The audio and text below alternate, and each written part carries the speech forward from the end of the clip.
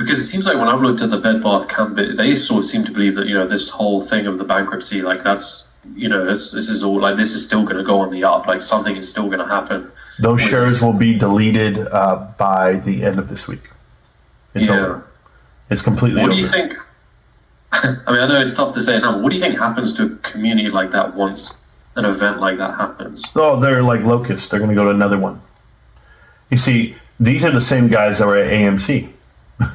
It's the same guys, but they got taken at AMC, and they left, and they had to go find something new. So here we go. PP used to pump AMC.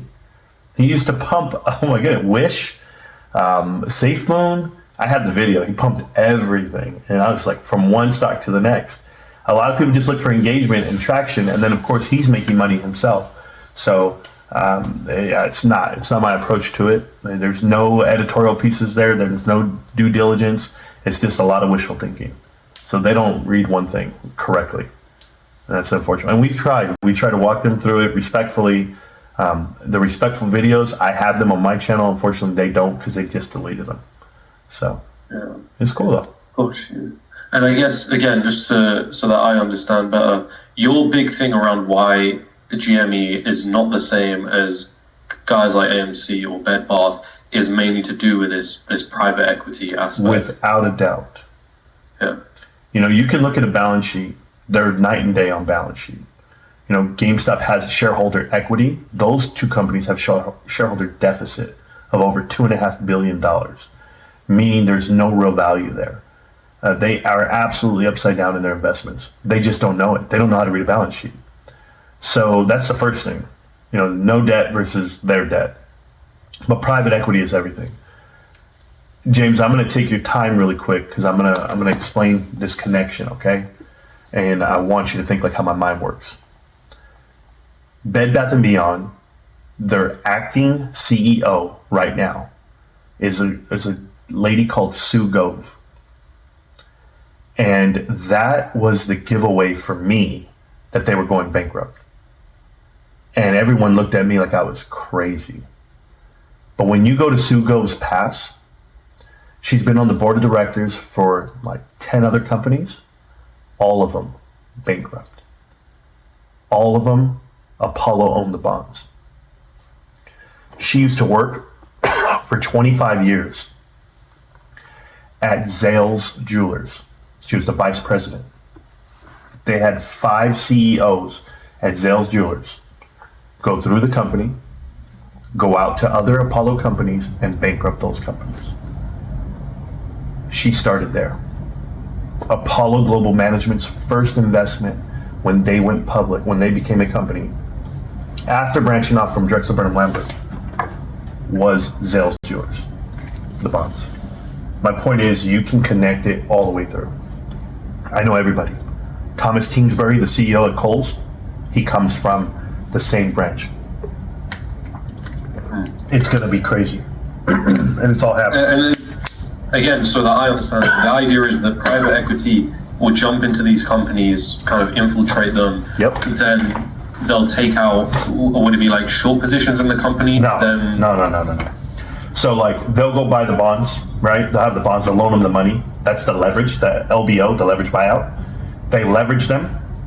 While they're leveraging, all their friends are making bets on the leverage. So they all know what's going down. Now, how do we know this is true? Well, there's a book out there called The Caesar's Palace Coup. Caesar's Palace was going under bankruptcy back in 2013, 14, somewhere in that range. And about 11 private equity firms all jumped onto it, and they all got their piece. And Apollo was in the driver's seat. Apollo let everybody know what was going on. And they told all their friends, here we go. And they did the same thing at Bed Bath & Beyond. They managed to go there. So it just doesn't have to be Apollo. There's Macellum, Legion Partners, and Ancura. They did that with Bed Bath & Beyond. Those same 3 hedge funds are in charge at Kohl's right now, and they were previously in charge at Genesco Brands, which Sue Gove was on the board of directors there too. But I'm just telling you, it's really easy to follow private equity. And I learned this from Superstock, okay? The GameStop community did the DD. Superstock taught me this. There was a moderator by the name of Badass Trader. That's his name. He's from the UK. He's a good guy. He goes, Marantz, talk about private equity. And I was like, what about it? Like, I didn't know anything. And I learned because there was a guy, a CEO by the name of Laser Haas, who was in charge of eToys, who was trying to save Toys R Us at the time. And I interviewed this guy. And he says, hey, Marantz, he goes, they bought me out. And they told me to shut up and sit down and let the bankruptcy go through. So they literally ruined Toys R Us on purpose. Bain and Company, KKR. They ruined it on purpose so that they couldn't progress. They took the idea of eToys and they gave it to Amazon.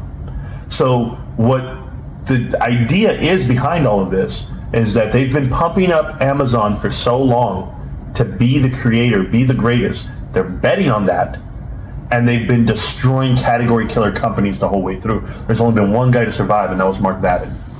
So while Amazon's pumping, Mark Vadden managed to invest into jewelry where they didn't have a footprint. He did women's apparel and children's clothing where they didn't have a footprint at Zulily. He did animal products, food products, which that's Chewy. That's Ryan Cohen. And now you have video games. So they're selecting categories that they can beat Amazon. And as long as you can beat Amazon, you're okay. Well, private equity has all the money on the bet that these guys are going to lose. So that's how it's been happening. So let's use one. I'm going to use one for you so you understand. AMC movie theaters. Okay? AMC movie theaters is actually not a movie theater company. It's a private institution. It's Apollo. It's JP Morgan. This is who actually owns the company.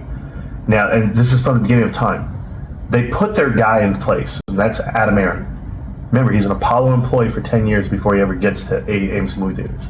He goes to AMC movie theaters, and the first thing he does, he buys $2 billion worth of dead movie theaters, overextends himself, borrows the money. He borrows almost $5 billion worth of debt. That's what their total debt was at the time. And then pandemic happens, which even crippled them even more. So everybody thinks they're going under. Well, guess what they did? They invented something called APE.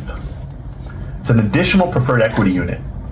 And that started taking money from the big position, the leverage position of what they did. They pumped the stock all the way to $70, and now they took a portion of it. But as they took APE away from the equity holders, they told Antera Capital, a small secondary lender, hey, we'll sell you these shares at 60 cents a piece. Do you know what Antera did? Antera shorted the stock, and this is all documented, shorted the stock from $5 all the way down to 60 cents. They got their price. They made money the whole way down. And as they made their money the whole way down, they bought all the shares at 50 and 60 cents. They did a pipe deal. Now they own the company. And then they leveraged them to convert those shares into AMC shares. They took all the equity out of it. This really happened. So hedge funds or private equity firms, not only are they manufacturing these outcomes, they're using their leverage to force the companies to do what they want. And it's all in the disguise of, oh, short sellers are attacking us. Oh, we're going to hire Share Intel to investigate. No, they're doing it themselves. You can't prove it any other way. You can't. Interesting. Doesn't happen in GameStop. Yeah, I think I'm going to look into all of this stuff. I guess what I tend to ask usually across the board is, like, is it possible, because especially when you get into things like this where, you know, it almost seems like, there's like a big web of things going on here, and for lack of a better word, like almost a conspiratorial like essence to it, right? I'm with you. Is it possible, like, could there be a simpler explanation for this? Yeah. Good guys and bad guys. Like, if everyone asks me a different question though, James, you know what they say? Well, how do we fight it? If you know this is happening, what can you do? And I always say, don't get involved. Right? If I don't get involved, if I don't buy those securities over there that are private equity driven, they're trying to pump it, let them pump it. I don't need to touch it. But everyone's too greedy to stay away. They see a stock go up, they want to go touch it. And that's not me.